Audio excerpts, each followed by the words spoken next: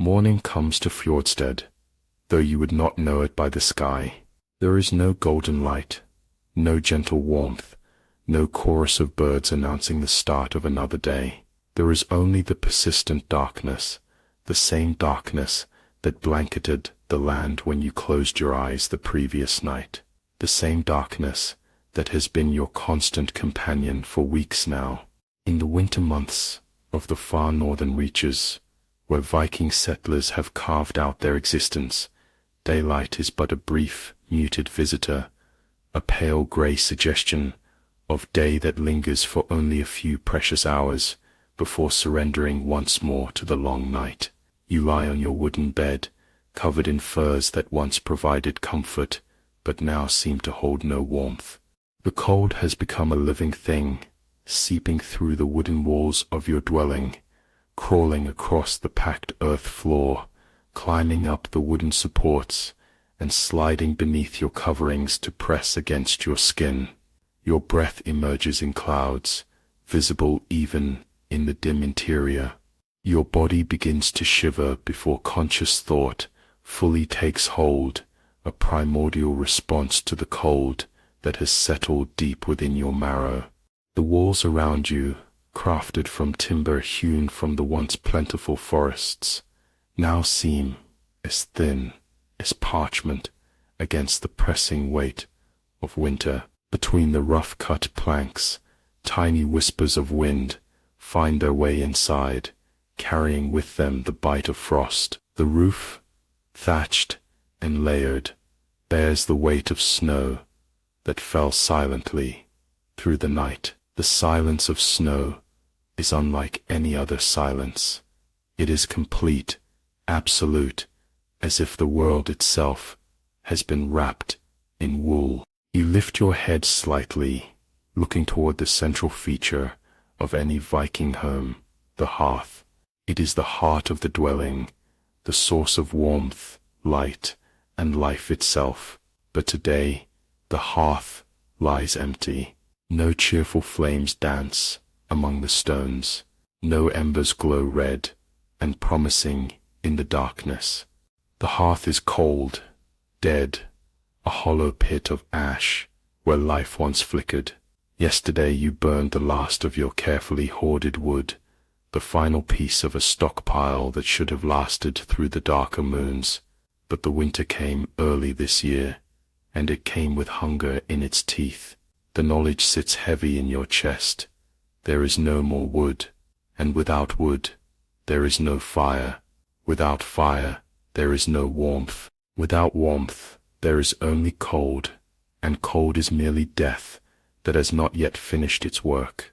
You pull yourself upright, every movement reluctant, as if your body understands what your mind refuses to accept.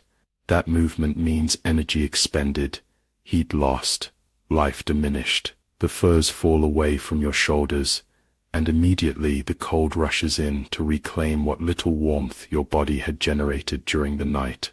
Your fingers, already stiff, fumble with your clothing, layers of wool and linen that once belonged to sheep and flax that grew under summer suns so distant they might as well be legends. Your stomach tightens, an empty fist clenching within you. The hunger is no longer sharp.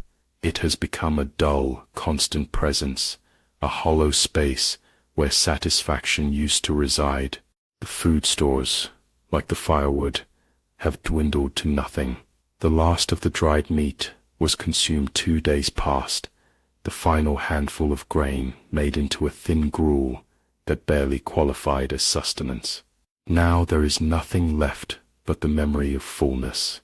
You rise fully, feet meeting the floor, the chill of the earth shooting up through your soles and into your bones. Moving carefully through the small space, you make your way to the door. It is sealed against the elements as best as possible, but still drafts find their way in, persistent as time itself. You place your hand against the wooden surface, feeling the cold emanate from it, before pushing it open just enough to peer outside. The world beyond your threshold is a study in white and grey. Snow covers everything: the ground, the distant trees, the roofs of neighboring dwellings. It has transformed the familiar landscape into something alien, something other. The snow nearest your door is smooth, untouched, evidence that no one has ventured forth since it fell during the night. Further out, you can see the vague impressions of pathways, where feet have packed down the snow over days and weeks, creating hardened arteries through the white expanse. The air outside burns in your lungs when you inhale, so cold it seems to freeze from the inside out. Your eyes water slightly, the moisture instantly cooling on your lashes. There is no sun visible in the sky, only a diffuse gray light that seems to come from everywhere and nowhere, reflecting off the snow in a way that provides illumination without warmth, vision without clarity. In the distance, the ford lies still, parts of it frozen near the shore, the deeper water still liquid but dark as iron.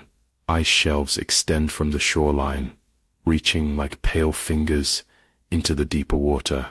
No boats move on that surface now. No nets are cast. No fish are drawn from those depths in this season of darkness and ice. You close the door, shutting out the view, but not the knowledge of what waits beyond. Inside does not feel much warmer than outside, but at least here the wind cannot reach you directly, cannot pull the heat from your body quite as efficiently as it would in the open. Your gaze returns to the hearth, empty and accusing in its stillness. Without fire, this place is merely a shell, a hollow approximation of home. Fire is what transforms a structure into a sanctuary. Fire cooks food, dries clothing, keeps illness at bay, provides light for work and stories, and marks the boundary between survival and surrender. The Vikings, like all peoples of the North, understand this truth in their blood and bones. Fire is life, and you have none. The thought settles over you like another layer of cold. You have no fire, and you have no food. The two great necessities, the twin pillars upon which survival rests, have been pulled away, leaving you balanced precariously above an abyss of cold and hunger that seems bottomless.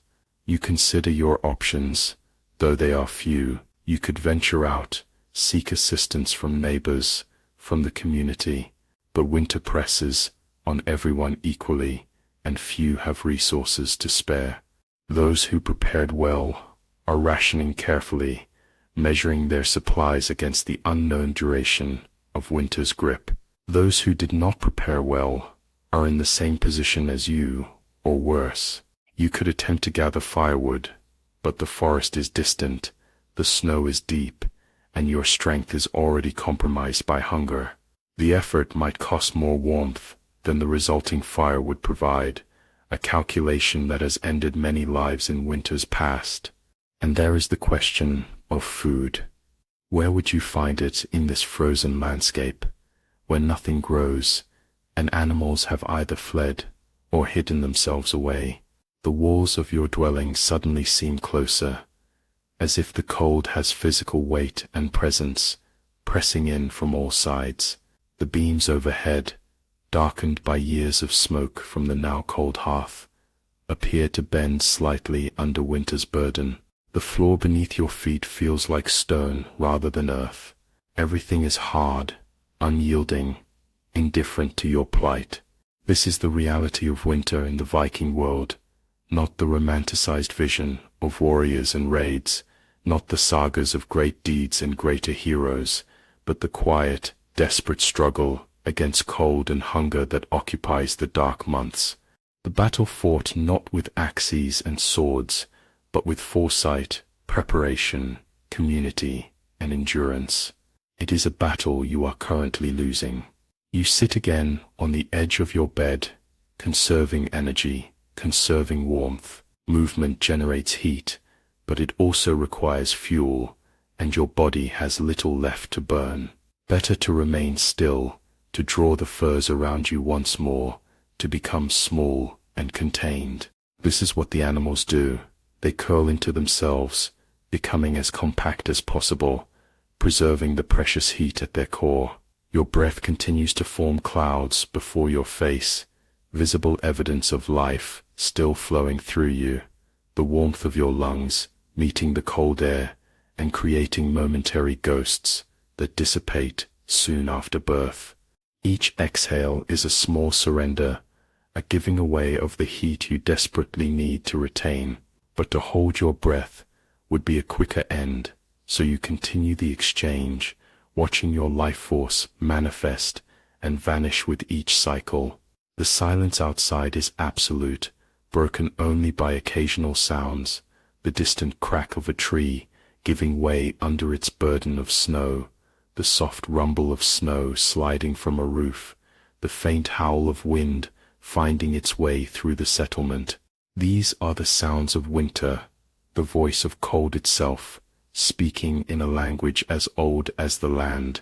Your thoughts turn to those who came before, the ancestors who weathered such winters, who passed down the knowledge of survival through generations. They knew the importance of preparation, of community, of the careful husbanding of resources. They built their dwellings with winter in mind, the thick walls, the central hearth, the sleeping platforms raised above the floor, where cold settles like invisible water. They filled storerooms with dried fish, smoked meat, preserved fruits and grains. They stacked firewood in great piles, seasoned and ready to burn. They made candles and lamp oil to push back the darkness. They told stories and sang songs to keep spirits from sinking into the same torpor as the frozen land. But knowledge alone is not enough. When the stores are empty and the wood is gone, the wisdom of ancestors cannot fill an empty belly or kindle a fire without fuel. This is the merciless equation of northern survival. Preparation meets circumstance, and the result determines whether spring will find you among the living or among those returned to the earth. The hours pass, marked only by the subtle shift of shadows as the weak daylight moves across the sky, visible only through the small smoke hole in the roof and the narrow slits that serve as windows. These openings, so vital for ventilation when the fire burned hot, now serve only as channels for cold to enter and the last of your warmth to escape. You feel yourself growing slower, your thoughts becoming sluggish, as if they too are freezing in the chill of your dwelling. This is a dangerous sign, one that the elders warn against. When the cold begins to feel almost comfortable, when the desire to simply lie down and sleep becomes overwhelming, that is when death approaches on soft feet. You force yourself to stand again, to move about the small space, generating what heat you can through motion. Your limbs respond reluctantly, stiff not only from the cold, but from the body's instinct to conserve. Every step feels like wading through water, every movement like pushing against an invisible resistance. Your dwelling, once a place of comfort and security, has become a cold trap, differing from the world outside only in that it blocks the wind. The walls that once seemed sturdy now feel thin and insufficient. The roof that kept out rain and snow now seems to hold in the cold rather than keep it at bay. Every surface you touch draws heat from your fingers. Every breath you take fails to warm the air around you. The hunger in your belly has transformed from a sharp pang to a vast emptiness, a void that seems to expand within you. Your body has begun to consume itself, drawing on reserves of fat, then muscle, then anything it can convert to the energy needed to maintain your core temperature. It is an unsustainable process, a desperate measure that can buy time, but not salvation. You know, in the way that all who live in northern lands know that without fire and food, you are already engaged in a countdown. The only question is how many hours remain before your body surrenders to the overwhelming forces arrayed against it. The cold does not hate you, does not bear you any malice. It simply is a fundamental aspect of the world that cares nothing for human needs or desires. Outside, the brief daylight is already fading, though it brought little warmth or comfort while it lasted. The darkness falls early in these latitudes, especially in the depth of winter, when night claims most of the day for itself. Soon the world will be dark again, and in the darkness, the cold will deepen, tightening its grip on the land, on your dwelling, on your failing body. This is mourning in a Viking winter, without fire or food, not a beginning, but merely a continuation of a struggle that grows more desperate with each passing hour. The sky never truly brightens, the cold never truly retreats, and hunger never completely releases its hold. It is a world reduced to its most elemental components: cold, darkness, emptiness, and the diminishing flame of life that you carry within, guttering now like a candle in a draught, ready to be extinguished by the slightest increase in winter's breath.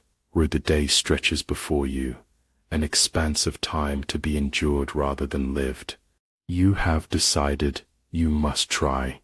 There is no choice but to venture out, to seek what might sustain you for another day, another night. Standing at your threshold once more, you gather what strength remains, and step out into the white world. The snow receives your foot with a soft crunch, deceptively gentle in its acceptance of your weight. It is deep, past your ankles, past your calves, in some places where the wind has sculpted it into drifts against walls and embankments. Each step requires effort, lifting your foot clear before placing it down again, breaking through the crust that has formed over the surface during the night's deepest cold. Snow clings to your legs, melting slightly from your body heat, then refreezing against your clothing, adding weight, adding chill, drawing away the warmth you cannot afford to lose. Your boots, made of leather cured during summer's abundance, provide some protection, but they are not impermeable. Slowly, steadily, moisture finds its way to your feet, and with moisture comes cold's most effective ally, wet that steals heat hundreds of times more efficiently than air alone. The settlement around you shows few signs of life. Wisps of smoke rise from some dwellings, thin grey tendrils that speak of carefully rationed fires within. No children play in the snow. No workers go about their tasks in the open. Winter has driven life inward, behind walls, around hearths, into the small spaces where warmth can be preserved and shared among family members huddled close. You move toward the communal hall, the largest structure in the settlement, where the chieftain and leading families might be found. It is the heart of the community, especially in winter, a place where resources might be pooled, where the strong support the weak, where the wisdom of elders guides decisions that affect survival. But your steps are slow, and the distance seems to grow rather than diminish as you push through the snow. Your breath comes harder now, visible in clouds that hang briefly in the air before dissipating. The effort of walking through snow demands energy. Your body is struggling to provide. Already you can feel the fatal equation. At work, movement generates heat, but consumes energy. Energy comes from food. Food is gone. Therefore, movement depletes the very reserves you need to maintain your core temperature. The cold presses against you from all sides, seeking entry at any vulnerable point. It finds the gap between mitten and sleeve, between collar and neck, between hat and ear. It searches with patient fingers until it discovers a way in, then flows like water into those spaces, drawing heat from your flesh, turning skin from pink to white to dangerous blue. Frostbite is winter's first weapon, the freezing of extremities, of fingers and toes, ears and nose. It begins subtly, with numbness that might even feel like relief from the biting cold. But numbness gives way to a painful tingling, and if no warmth is found, the tingling fades into a deeper numbness that signals tissue death. The Vikings know this progression intimately. They have seen it claim fingers, toes, sometimes entire limbs. They have watched as spring revealed the full cost of winter's embrace, blackened flesh that must be removed to save the whole. You flex your fingers inside your mittens, willing blood to flow to the tips, fighting against the encroaching numbness. Your toes are harder to help, contained within your boots. You can only wiggle them and hope the motion is enough to maintain circulation. Your face is exposed to the elements, and you can feel your cheeks and nose growing numb despite your efforts to protect them by ducking your chin into your collar. As you struggle forward, your stomach reminds you of its emptiness, not with the sharp pangs of early hunger, but with a hollow, gnawing sensation that seems to reach from your belly into your chest, your throat, your mind. Hunger at this stage becomes more than physical. It infiltrates your thoughts, narrowing your focus, coloring your perceptions. The world becomes simplified, reduced to a single question: where might food be found? You scan the landscape with new eyes, eyes that seek not beauty, but sustenance. The frozen pond where fish might be caught through the ice, if you had the strength to break it. The tools to fish, the bait to lure them. The forest edge, distant and dark, where perhaps berries might still cling to branches, preserved by the cold, overlooked by birds and other foragers. The storage huts of neighbors, where small amounts of food might be shared with one in need, though in winter such charity could endanger the giver as much as it saves the receiver. But these possibilities fade almost as soon as they form in your mind. The pond is too far, the forest further still, and the homes of neighbors offer uncertain welcome when all are guarding dwindling supplies. The cold has begun to affect your thinking, making it harder to form plans, to consider alternatives, to remember what you know of survival in these harsh conditions. You change direction, moving now toward the edge of the settlement, where the land slopes down to the frozen marshes. There, perhaps cattail roots might be dug from beneath the ice, their starchy substance providing at least some nourishment. It is desperate foraging, food that would be ignored in times of plenty, but now represents possibility, however slight. Each step becomes more difficult than the last. Your energy ebbs like a tide retreating from shore, leaving exposed the barren landscape of your endurance. The cold seeps deeper into your muscles, making them sluggish, reluctant to respond to your commands. Your breathing becomes more labored, the frozen air burning in your lungs, offering oxygen but stealing warmth with each inhalation. Time loses meaning in this white world. The diffuse light offers no shadows to mark the sun's progress across the hidden sky. There is only the endless present moment, filled with cold and effort and the growing certainty that you have made a mistake in venturing out. The dwelling you left behind, as cold as it was, at least offered shelter from the wind that has begun to rise, cutting across the open spaces between buildings, driving particles of snow before it like tiny needles against any exposed skin. You reach the edge of the settlement, where the orderly arrangement of buildings gives way to the wilder landscape beyond. Here the snow has drifted deeper, unchecked by walls or packed paths. Each step now sinks you to mid-calf, sometimes to the knee, demanding extraordinary effort to continue forward. The marsh lies just ahead, a flat expanse that in summer buzzes with insects and birds, but now lies silent under its frozen blanket. The wind grows stronger as you leave the protection of the last buildings, its voice rising from whisper to howl as it sweeps across the open landscape. It penetrates your clothing as if the layers of wool and linen are mere cobwebs, searching out every opening, every seam, every thread worn thin by use. The wind in winter is not merely air in motion. It is a living force that steals heat from anything it touches, that bends trees and wears away stone, that reshapes snow into rippled dunes and sharpened cornices. Your face, the only part of you necessarily exposed, bears the brunt of the wind's assault. The skin tightens, burns, then begins to lose sensation, first the nose, then the cheeks, then the chin. You raise a mittened hand to cover your face, providing momentary relief, but it means removing that protection from your other hand, which grips your walking staff. It is an impossible choice. Protect one part of yourself at the expense of another, knowing that all are essential, all are vulnerable. The marsh, when you finally reach it, offers little hope.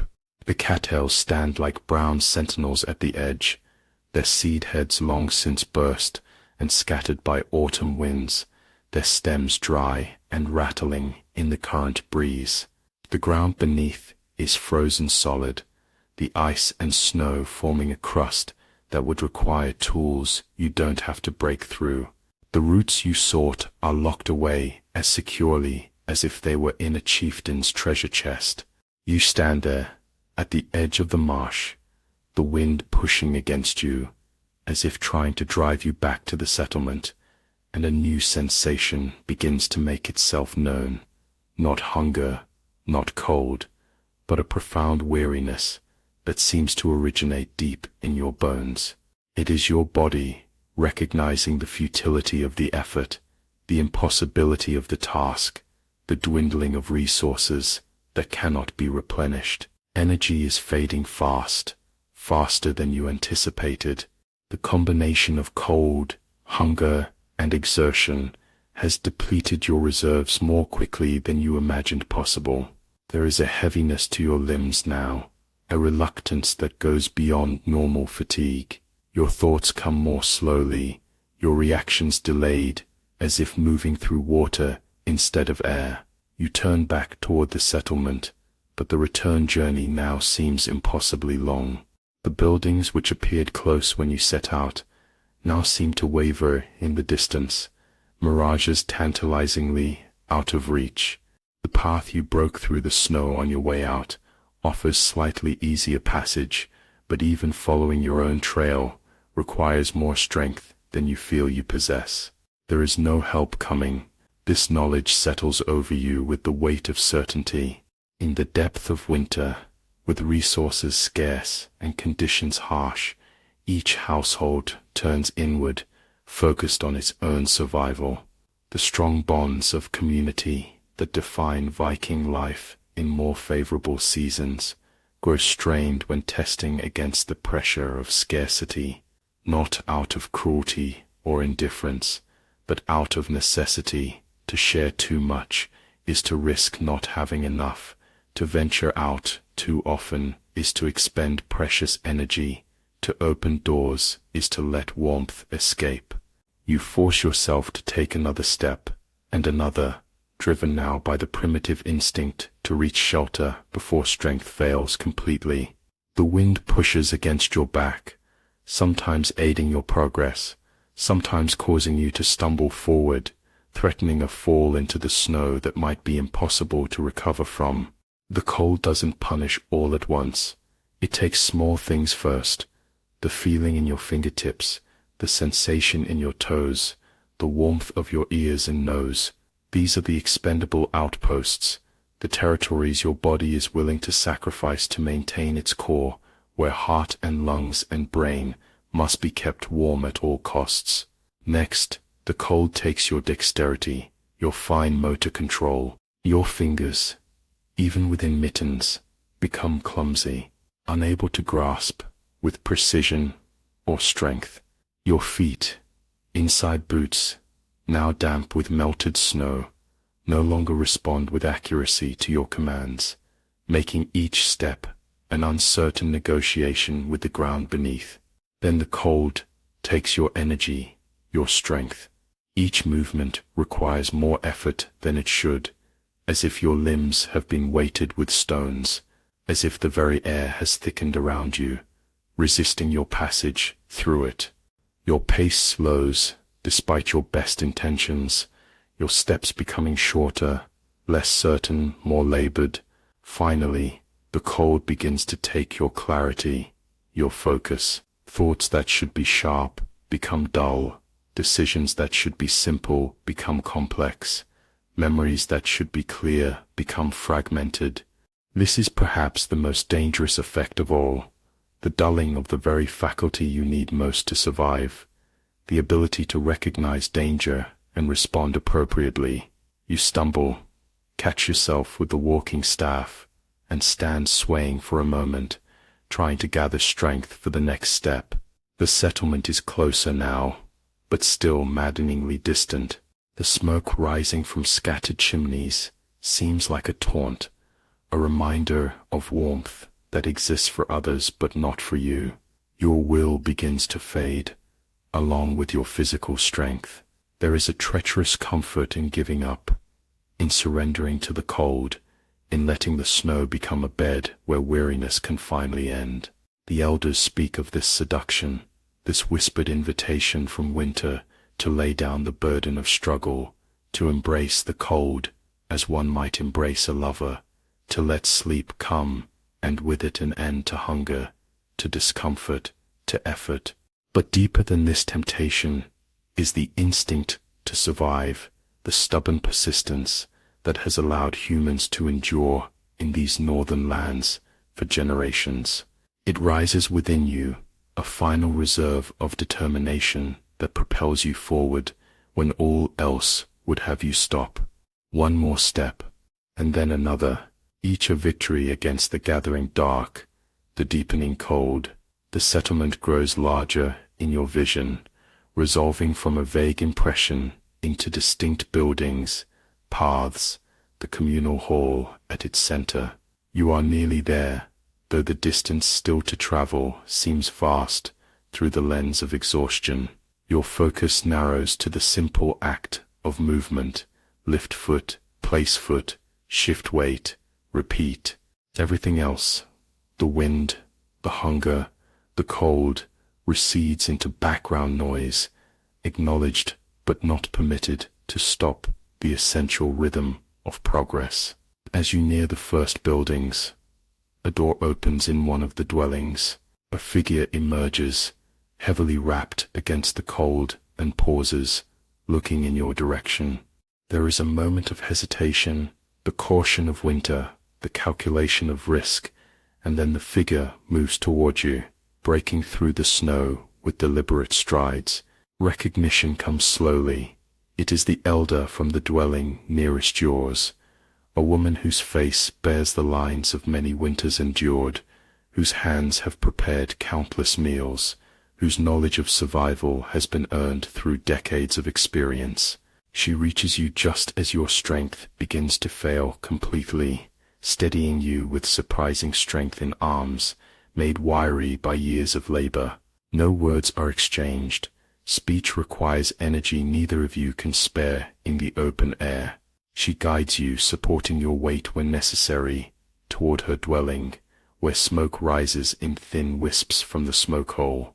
The door opens before you reach it. Someone inside watching, waiting, preparing for your arrival, and then you are through the threshold, into a space that feels impossibly warm after the bitter cold outside.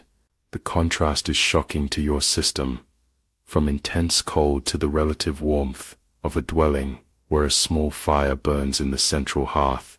The temperature is far from what would be considered comfortable in normal circumstances, but compared to the freezing world outside, it feels like high summer. Your skin tingles painfully as circulation returns to extremities, a sensation like countless needles being pressed into flesh all at once. The elder helps you to a bench near the fire, removing your snow-crusted outer garments with efficient movements, the that waste no energy. Other figures move within the dwelling, shadows in the dim light, her family, sharing their precious space, their limited warmth. Someone places a wooden cup in your hands, closing your stiff fingers around it, guiding it to your lips. The liquid within is warm, not hot, for fuel is too precious to heat anything more than necessary, and carries the bitter taste of herbs steeped in water.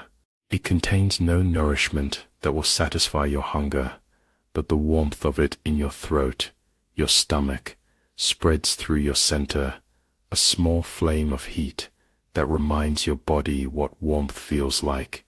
No one asks why you are outside, why you have no food, no fire. These things are understood in winter. Sometimes preparation fails, sometimes luck turns against even the most careful planner. Instead, there is only the sharing of what little there is, a place by the fire, a warm drink, the unspoken promise of shelter for this day, this night. But even in this moment of reprieve, you know that tomorrow will bring the same challenges, the same desperate calculations. The cold will wait outside, patient as only elemental forces can be. The hunger will remain, perhaps dulled temporarily by whatever small share of food your hosts can spare, but never truly satisfied, until spring brings new growth, new life, new possibility. This is the cold that teaches hunger, not just for food, but for warmth, for light, for the return of a world that sustains rather than threatens. It teaches the true value of things taken for granted in more forgiving seasons, the worth of a single log, a handful of grain, a moment of sunlight on the face. It teaches the interdependence of all who face its challenge, the necessity of community when individual resources fail. As feeling returns to your body, bringing with it the pain of recovery, you understand what the Vikings have always known, that winter is not merely a season to be endured, but a teacher whose lessons are written in frost and hunger, whose tests separate those who will see another summer from those who will not. And the most important lesson of all is this: no one survives alone. The day stretches on, though it seems more like an extension of darkness than a true day. You remain in the shelter of the elder's dwelling, your body slowly recovering from the ordeal of your journey to the marsh and back. The small fire in the hearth is tended carefully, fed with precisely counted sticks, each one representing hours of summer labor, the cutting, hauling, splitting, and stacking that transforms living trees into the fuel that keeps winter at bay. The family moves around you with the practiced efficiency of those accustomed to conserving heat and energy. They speak little, communicating through gestures, shared glances, the silent language of those who have lived together through many winters. Their dwelling, like yours, is small, designed to be heated with minimal fuel. Every aspect of its construction, a compromise between the need for ventilation and the desire to retain warmth. You observe them from your place near the fire, noting the layers of clothing they wear even indoors, the way they move to perform necessary tasks, and then return to stillness, the careful portioning of the thin soup that constitutes their midday meal. They share this meal with you, a small wooden bowl containing mostly broth, a few shriveled vegetables, a scrap of dried meat, so small it dissolves almost immediately upon touching the tongue. It is hardly enough to be called food by summer standards, but in the deep of winter, it is a feast, a gift beyond measure. The warmth and small nourishment revive you somewhat, pushing back the edge of exhaustion, rekindling the will that had begun to falter in the snow. But as the brief daylight outside begins to dim toward evening, a new sound makes itself known, the rising voice of the wind, no longer a whisper or even a moan, but a howl that speaks of gathering strength, of ice crystals driven at impossible speeds, of cold given wings and purpose. The elder pauses in her work, her head lifting to listen, her eyes meeting those of her husband across the room. No words are exchanged, but their expressions convey a shared concern. The wind is changing, gathering force, becoming something more than the constant presence it has been throughout the day. It is becoming a storm, a true winter storm, of the kind that can reshape landscapes, bury dwellings, and claim the lives of any caught unprepared or unlucky. The wind finds every gap in the dwelling's construction, every space between timbers, every thin spot in the thatching. It enters as draughts that dance the flames in the hearth, that cause the hanging textiles to sway slightly, that bring with them a constant reminder of the world outside. Each gust seems stronger than the last, the sound building from individual notes into a constant roaring chord that drowns out all other noises, the crack of the fire, the occasional word spoken, the normal creaks and settling sounds of the structure itself. You have heard this wind before, felt its strength, witnessed its effects. It is the voice of winter at its most powerful, the breath of gods who care nothing for human comfort or survival. It howls across the fjord like something alive, a creature made of air and ice, hunting for weakness, for vulnerability, for the heat of living things that it can extinguish with its cold touch. The elder's dwelling, solid as it is, begins to respond to the wind's assault. The walls seem to inhale and exhale slightly as pressure builds and releases. The roof timbers creak, bearing the dual burden of snow accumulated over days and the new weight of wind pressing down from above. The very air inside seems to vibrate with the force being applied outside, as if the boundary between interior and exterior has become permeable, insubstantial. There can be no thought of returning to your own dwelling now. To step outside would be to offer yourself to the wind, to be scoured by its ice-laden breath, to be disoriented by the blinding curtain of snow it drives before it. The journey that was difficult this morning would be impossible now, perhaps fatal. The elder and her family make no suggestion that you should leave, understanding without words the obligation of shelter during storm, the debt owed to any member of the community when winter bares its teeth. But shelter, even shared shelter, offers only relative safety. As the storm intensifies, the temperature inside the dwelling begins to drop noticeably. The small fire, carefully rationed to last through the longest possible night, cannot compete with the stealing cold that infiltrates through every surface. The family draws closer together, sharing body heat as well as space, an instinctive huddling that speaks to the ancient wisdom encoded in human bodies. Together we are warmer than apart. You are included in this gathering, welcomed into the circle of shared warmth, a temporary addition to the family unit that winter necessitates. There is no shame in this closeness, no violation of normal boundaries or propriety in the face of cold that kills. Social conventions become luxuries as impractical as silk garments or imported spices. The wind continues to build as true night falls, the darkness outside now absolute, relieved only when the door is briefly opened to bring in more firewood from the small stack just outside. Each opening of the door allows a violent intrusion of cold air, a glimpse of swirling snow illuminated by the interior fire, a moment of direct contact with the storm that instantly chills everything in the dwelling. The door is closed as quickly as possible, sealed again against the assault, but each time it takes longer for the minimal warmth to reassert itself. Your stomach has returned to its constant aching, the small portion of soup long since absorbed, its modest calories already converted to the energy needed to maintain your core temperature. Hunger, in the midst of winter storm, takes on a different quality, It becomes abstracted, almost hypothetical, a problem to be addressed in some indefinite future when addressing it becomes possible.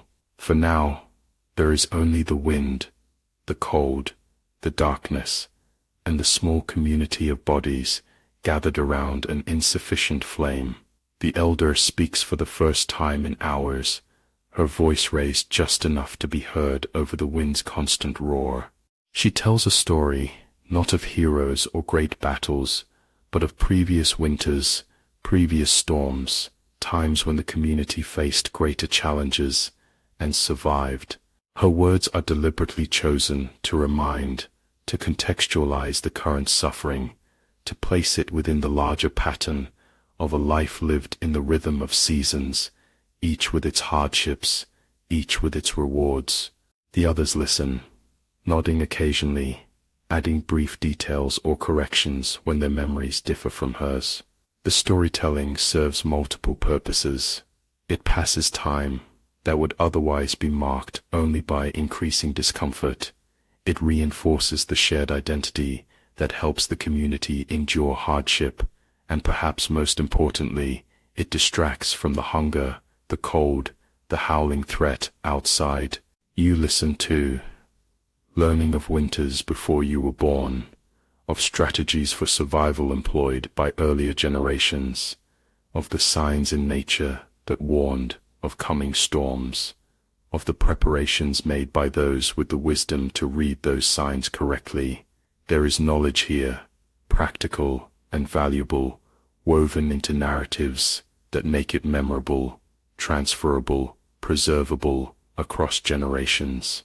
But beneath the stories, beneath the forced calm of the gathered family, runs a current of concern that cannot be entirely hidden. The wood supply, already limited, diminishes with each log placed on the fire. The food, carefully rationed to last until conditions might improve, grows ever scarcer, and the storm shows no sign of abating. Indeed, it seems to be gathering strength as the night deepens, as if feeding on darkness itself. The wind at this intensity becomes more than sound, more than force. It becomes presence, entity, a thing with intention and will. It finds the hidden weaknesses of the dwelling, probing with invisible fingers until it discovers the smallest opening, then exploiting that vulnerability with patient persistence. Snow begins to appear in places it should not be, sifting through the thatch, accumulating in corners where roof meets wall, blowing in beneath the door to form small white drifts on the packed earth floor. The cold intensifies with each intrusion, each victory of outside over inside. The temperature drops further, making the air painful to breathe, making extremities ache then numb, making even the simple act of remaining awake require conscious effort. Cold at this level is exhausting. The body works constantly to generate heat, burning through its reserves of energy at an accelerated rate, demanding fuel that is not available. Every breath you take is visible, hanging in the air momentarily before dissipating. Your lungs burn with each inhalation, the freezing air shocking the delicate tissues designed for warmer environments. Your chest feels tight, restricted, as if bound by invisible bands that contract with each drop in temperature. This is how the cold kills, not just through the dramatic freezing of flesh, but through the gradual shutdown of systems overtaxed by the struggle to maintain life in hostile conditions. The wind continues its assault throughout the night, its voice changing pitch and intensity, but never falling silent. Sometimes it sounds like a moan, sometimes like a scream, sometimes like many voices speaking together in a language just beyond understanding. These are the auditory illusions of winter, the mind's attempt to organize and comprehend sound that has no inherent meaning, only power. Sleep comes in brief intervals, a restless half-consciousness that provides little recovery, but at least passes time, that would otherwise be marked by discomfort and worry. When you drift into these shallow periods of rest, your dreams are filled with warmth, with food, with light, the mind creating what the body desperately lacks. The elder and her family also drift between waking and sleeping, maintaining an unspoken rotation where at least one person remains fully alert to tend the fire, to watch for dangers, to ensure that the temporary respite of sleep does not become the permanent sleep from which there is no waking. Even in rest, there is duty, responsibility, the knowledge that survival requires constant vigilance. As the night reaches its deepest point, the wind reaches its greatest intensity. It no longer howls. It roars, a constant wall of sound that seems solid enough to touch. The dwelling shudders with each gust, the timbers creaking in protest, the thatching lifting and settling as pressure builds and releases. Snow drives horizontally past the smoke hole, occasionally falling directly into the fire below, causing momentary hisses and puffs of steam that release the scent of extinguished flame. Your belly aches not from hunger anymore, but from emptiness itself. There is a difference. Hunger is the body asking for nourishment. Emptiness is the body acknowledging that its requests have gone unanswered for too long. The sensation extends beyond the stomach, into the chest, the limbs, creating a hollow feeling that seems to make you lighter, less substantial, as if parts of you are already becoming ghost. This is the true test of winter, not just the endurance of cold or the management of resources, but the confrontation with emptiness, with absence, with the knowledge of how quickly abundance can transform into scarcity. The wind strips away pretense, illusion, the comfortable fiction that humans control their environment, their circumstances, their fate. It reveals the underlying truth, that life in these northern regions exists on a knife edge, balanced between careful preparation and sudden disaster. You begin to understand what the winter really wants, not to cause suffering, for that would require malice, intention, qualities that elemental forces do not possess. No. What winter wants, if it can be said to want anything, is stillness. It wants the cessation of movement, of growth, of life itself. It wants to transform the dynamic complexity of living things into the simple, static perfection of ice. It wants to make everything as still as it is, as quiet, as cold. The wind is winter's voice, its reaching hand, its breath, and what it seeks in every gap and crack, in every insufficiently protected space, is the warmth of living things, the heat that represents the fundamental defiance of life against the equilibrium of cold, the tiny fires that burn in every living cell, the contained combustion that separates the animate from the inanimate. This understanding comes not as thought, but as feeling, as bone-deep knowledge that transcends language. It comes in the darkest part of night, when the wind is at its strongest, when the cold is most penetrating, when the distance to morning seems impossibly vast. It comes as a moment of clarity amidst confusion, a brief illumination in the midst of darkness. And with this understanding comes not despair, but a curious form of peace, the recognition that this struggle is ancient, fundamental, shared by every living thing that endures in these northern lands. You are not facing an enemy, but participating in a process as old as the land itself, a cyclical testing that has shaped your people, your culture, your very bodies, over countless generations. The wind continues its assault as the night inches toward dawn, but something has changed in your perception of it. It is still dangerous, still potentially fatal, if faced directly, but it is no longer alien, incomprehensible. It has become, in some strange way, familiar. Not a friend, certainly, but a known quantity, a force whose patterns and purposes you now grasp on a level deeper than thought. When first light finally begins to filter through the smoke hole, it reveals a dwelling transformed by the night's ordeal.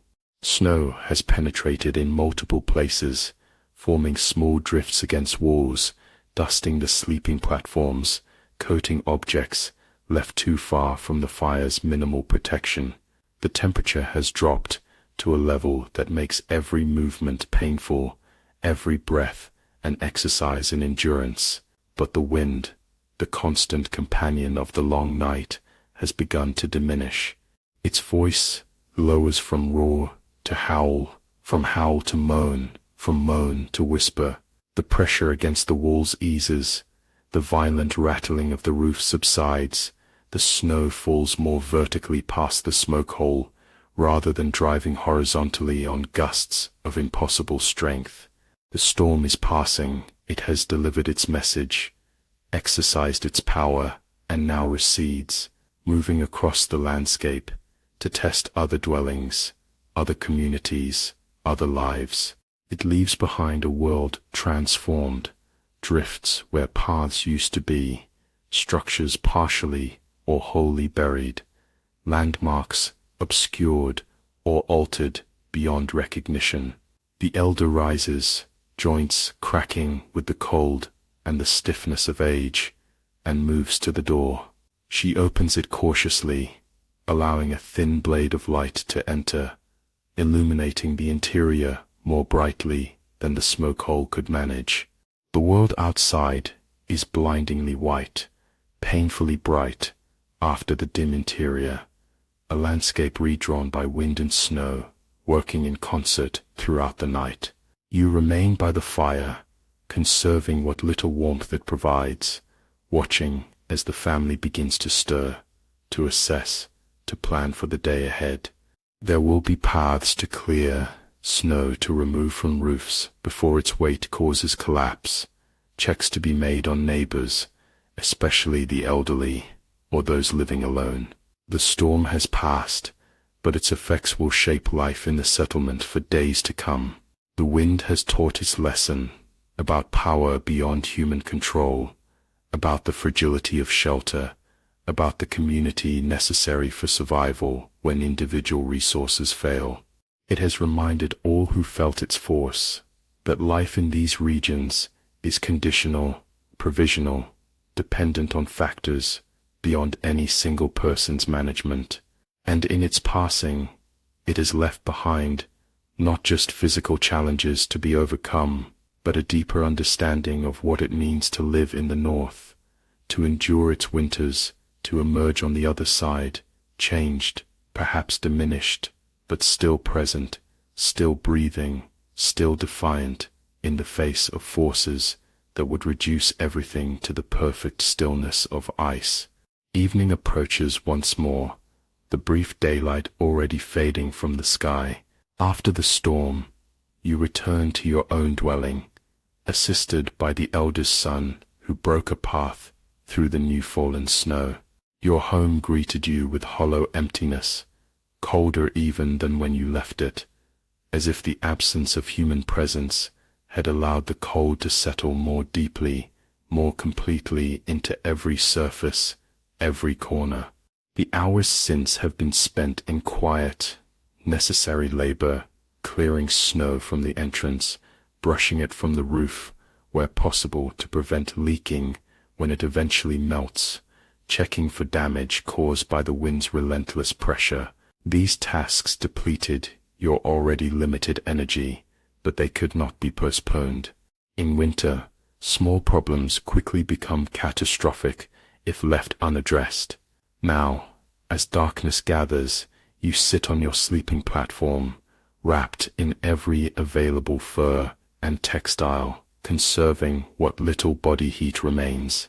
The hearth remains cold, a black circle of ash and half-burned logs that offers no comfort, no warmth, only the memory of fire and the knowledge of its absence. Without new fuel, it will remain cold, regardless of desire or need. The sun doesn't rise again.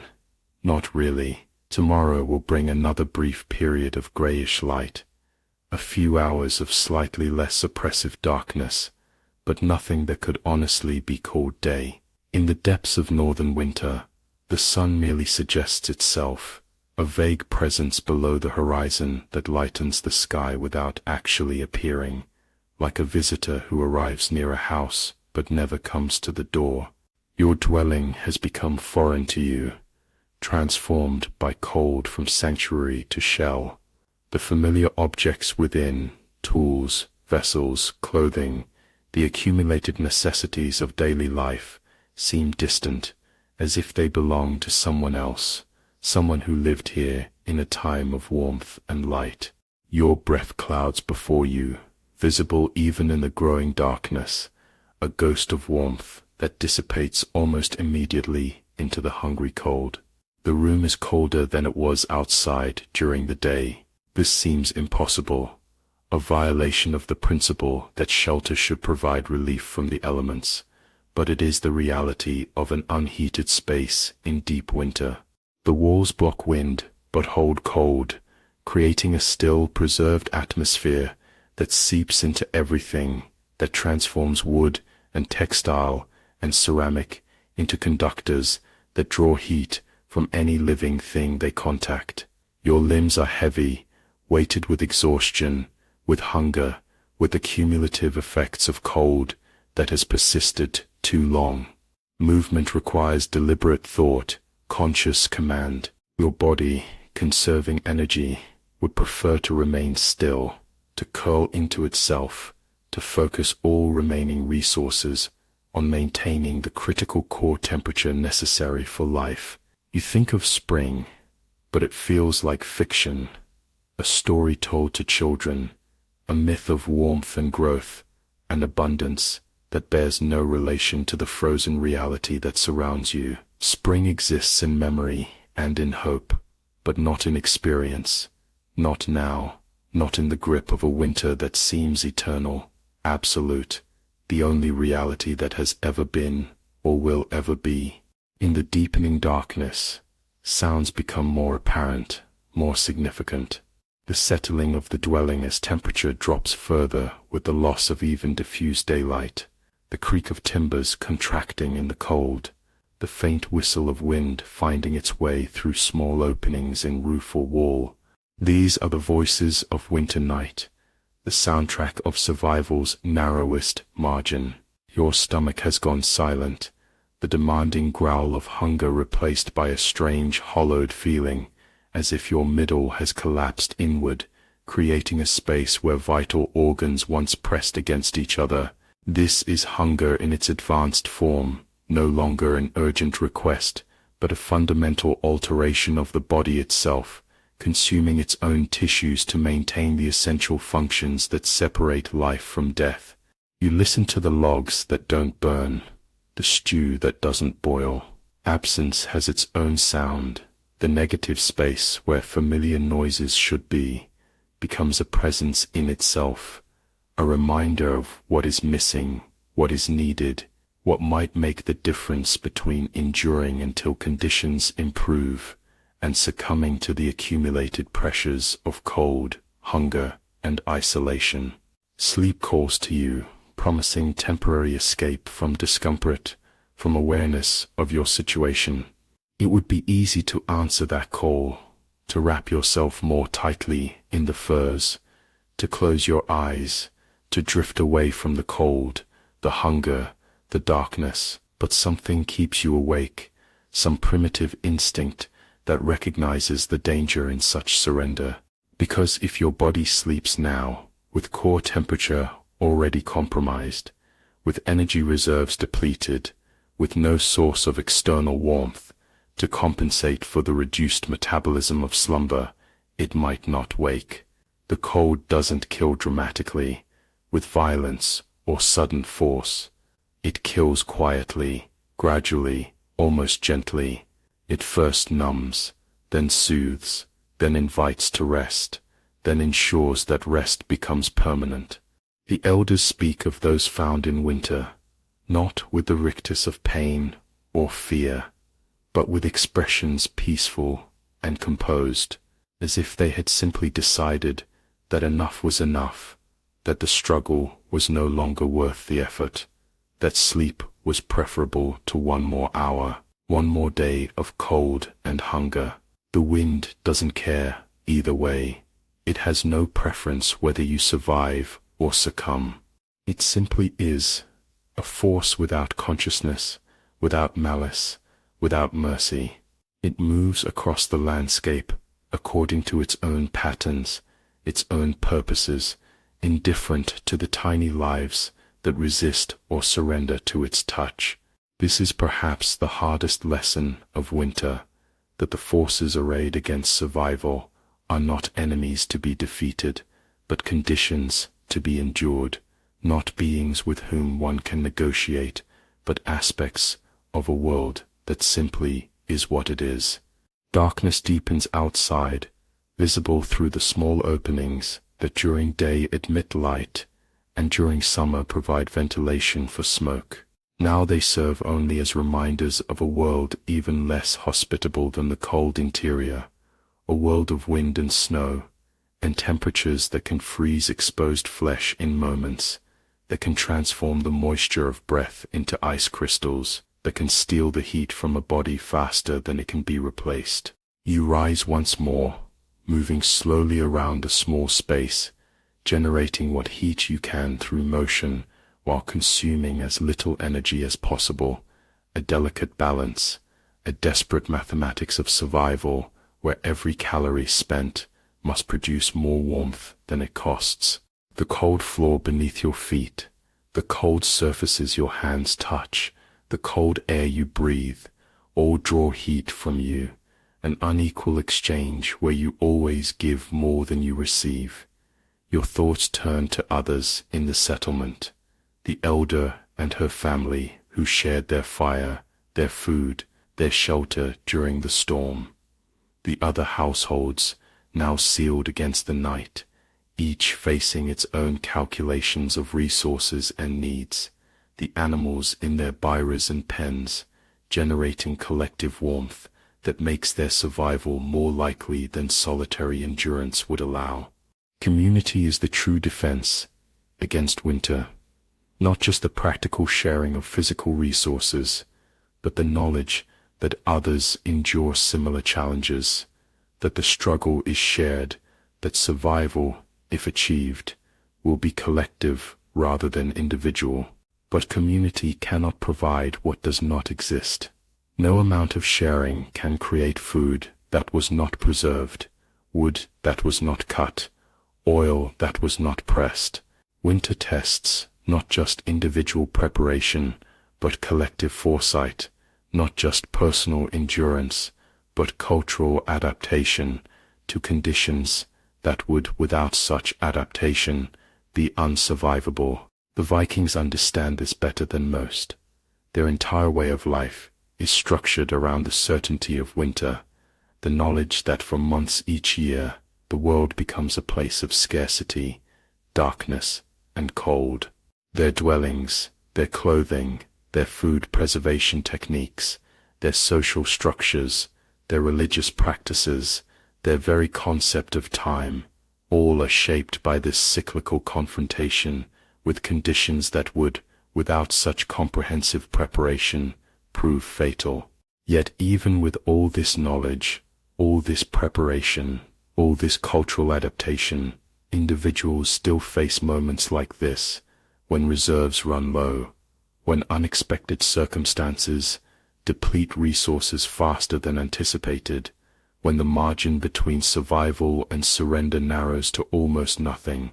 These are the moments that separate one winter from another in memory, that become stories told around future fires, that enter the collective wisdom as warnings, as lessons, as reminders of how quickly abundance can transform into scarcity. The darkness outside is complete now, the last vestiges of daylight long since faded.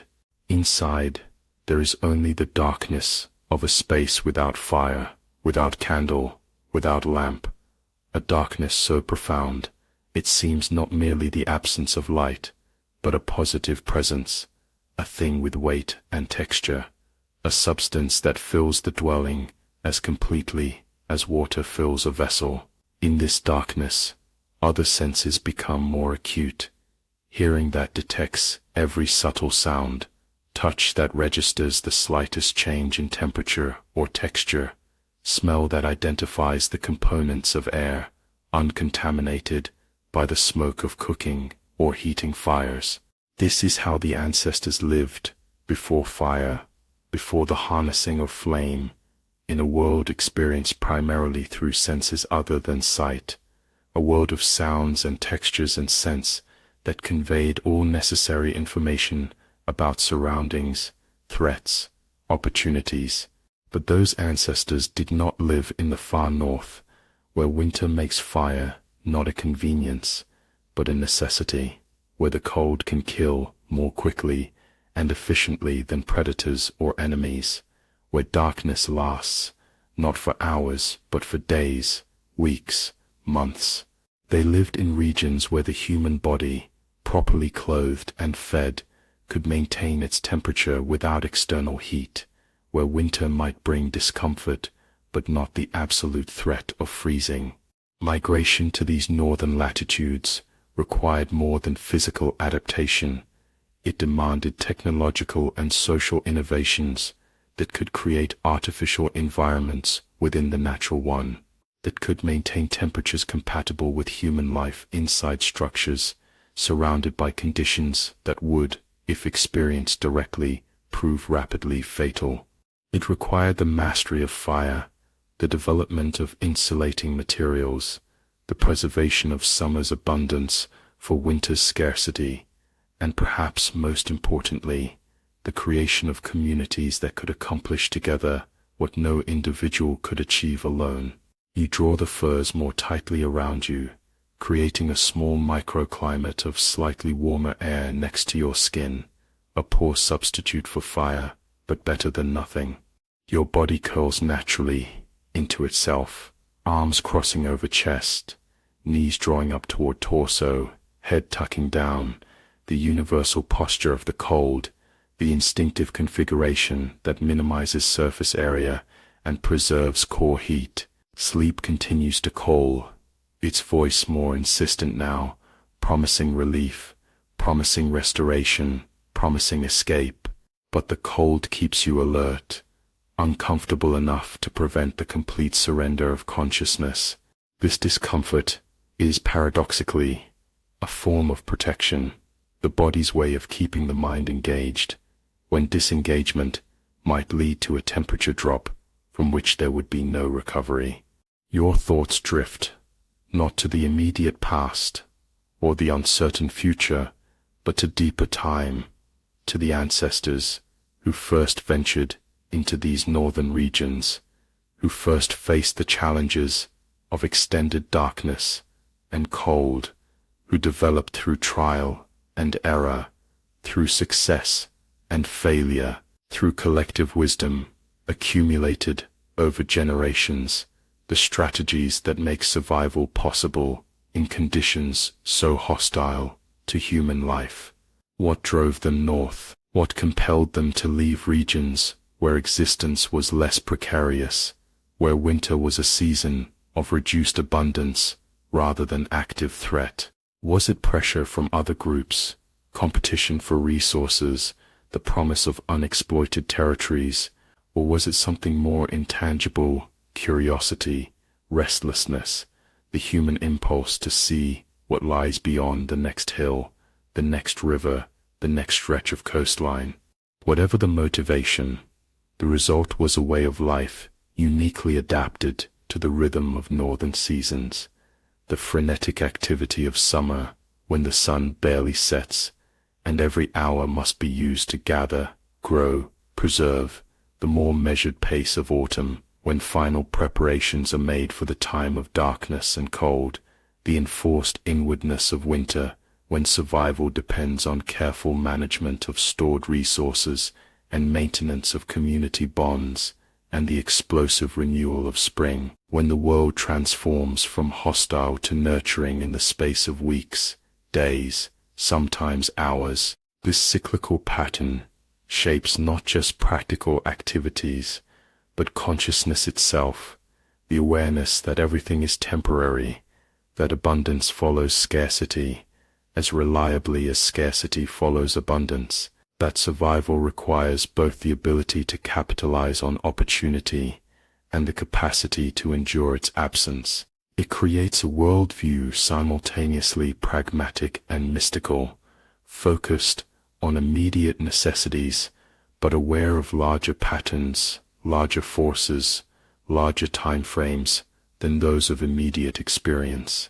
The darkness in your dwelling seems to deepen further, if that were possible.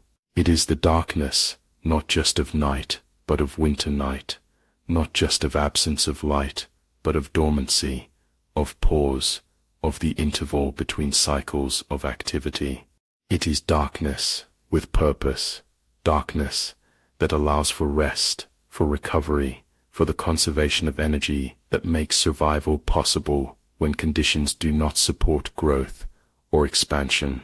Your body feels heavier now, the accumulated fatigue of days without adequate nourishment, of constant cold, of the effort required to maintain core temperature in an environment designed to extract heat at every opportunity. Even the simple act of sitting upright requires concentration, intention, resistance to the pull toward horizontal rest that grows stronger with each passing moment. You think of the logs that should be burning in the hearth, of how they would transform this space from cell to shelter, from place of endurance to place of relative comfort.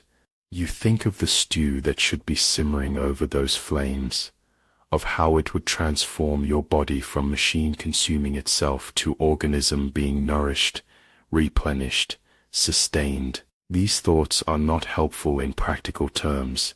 They change nothing about your current circumstances, but they maintain a vision of possibility, of alteration, of conditions other than those currently experienced. The night stretches ahead, longer in its emptiness than can be measured in hours, without fire for light, without food for energy, without activity to mark the passage of time.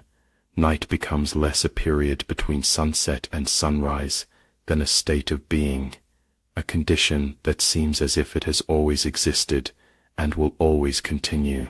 This is how time works in the depth of winter.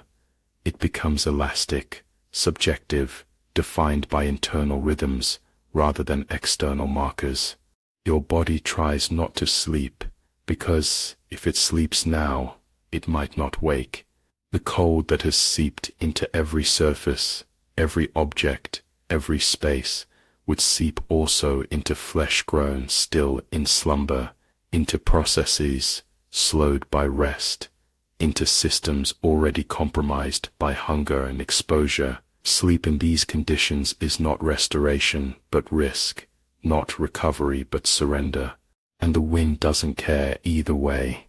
It continues its movement across the landscape, its voice rising and falling as it encounters obstacles, accelerates through passages, swirls in open spaces. It carries snow, redistributing it according to its own fluid geometry, building drifts, scouring surfaces, transforming the visible world with indifferent artistry. It surrounds the dwelling, pressing against walls, sliding over the roof, seeking entry at every vulnerable point, patient as only elemental forces can be. The darkness that waits for sleep is the darkness of winter's deepest purpose, not destruction, but suspension, not ending, but interval, not death, but the peculiar stillness that precedes renewal. It is the darkness of the seed, buried in frozen soil, of the bear in its winter den, of the tree with life withdrawn to its roots, below the frost line. It is the darkness, not of absence, but of potential, dormant but intact, waiting for conditions that will allow expression, expansion, emergence. This understanding comes not as revelation, but as recognition, not as new knowledge, but as remembrance of something always known, but temporarily forgotten. It comes as a moment of clarity in the midst of confusion, of connection in the midst of isolation, of meaning in the midst of emptiness. It comes as the distillation of countless winter nights endured by ancestors, by community, by self in previous years, previous seasons, previous cycles of abundance and scarcity.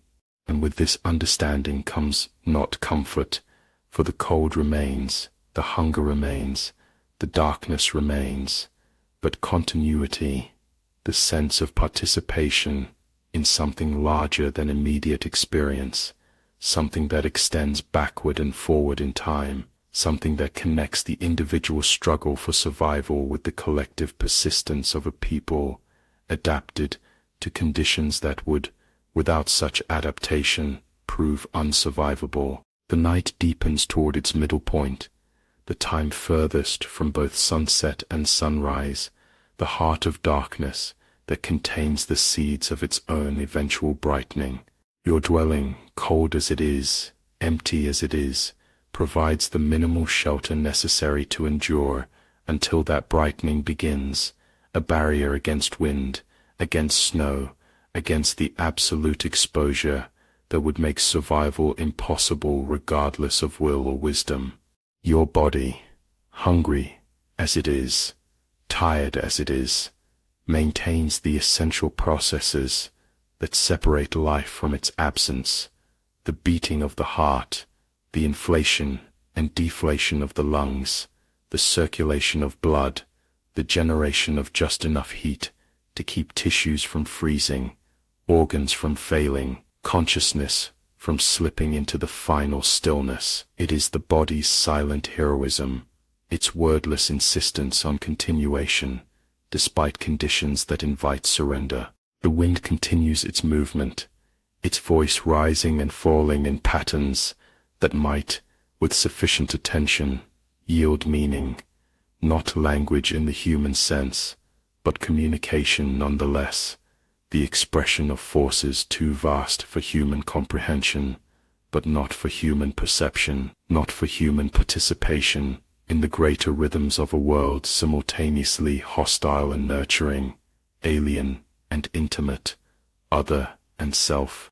This is winter in the Viking world, not the simplified version of sagas and stories, not the romanticized vision of modern imagination, but the lived reality of a people who made their home in regions where survival requires not just skill and knowledge, but a particular relationship with the forces that shape existence, a particular understanding of the boundary between what can be controlled and what must be accepted, a particular wisdom about the cycle of abundance and scarcity that defines life in the far north. And as the night inches toward dawn, as the darkness begins its imperceptible thinning toward the suggestion of day, there is neither triumph nor defeat, neither victory nor surrender, only continuation, the persistence of life in conditions that challenge its existence,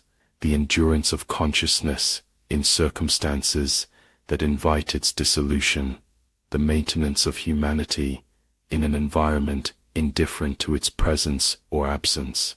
This is why you wouldn't last a day in a Viking winter without fire or food, not because of weakness or inability, but because survival in such conditions requires not just individual resources, but collective wisdom, not just immediate responses, but long-term preparation, not just physical endurance, but cultural adaptation to a world where cold and darkness are not temporary inconveniences, but fundamental challenges to human existence. The darkness waits for sleep, but sleep does not come, not yet, not while the cold still threatens, not while hunger still hollows, not while the margin between continuation and cessation remains so narrow. Instead, there is wakefulness, attention, the quiet, persistent resistance to conditions that would, without such resistance, prove fatal. And the wind doesn't care either way.